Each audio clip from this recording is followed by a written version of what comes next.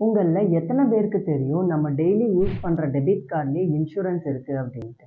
நம்ம நாட்டுல வருஷத்துக்கு 3.5 லட்சம் ஆக்சிடென்ட்ஸ் நடக்குது. அதுல கிட்டத்தட்ட 1.5 லட்சம் பேர் இறந்து போறாங்க.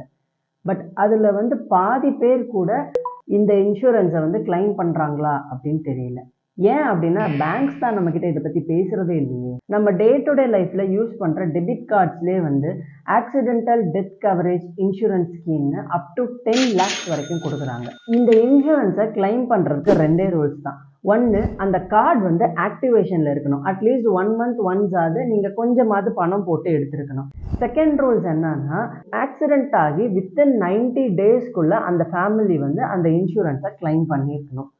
இப்போ நீங்க கேட்கலாம், என்கிட்ட 4-5 பேங்க்ஸ்ல 4-5 டெபிட் கார்ட்ஸ் இருக்கு, நான் எல்லாத்துலயும் கிளைம் பண்ணலாமா அப்படின்னா கண்டிப்பா முடியாது. நீங்க எத்தனை கார்ட்ஸ் வச்சிருந்தீங்கனாலும் ஒரே ஒரு கார்டு வச்சுதான் நம்மளால கிளைம் பண்ண முடியும். ஸோ இன்னைக்கே நீங்க எந்த பேங்க் யூசரா வேணாலும் இருக்கலாம். இன்னைக்கே உங்களோட கார்டு நம்பரை கூகுள்ல போட்டு உங்களோட இன்சூரன்ஸ் ஸ்கீம் என்ன, பிளான்ஸ் என்னன்னு தெரிஞ்சுக்கோங்க.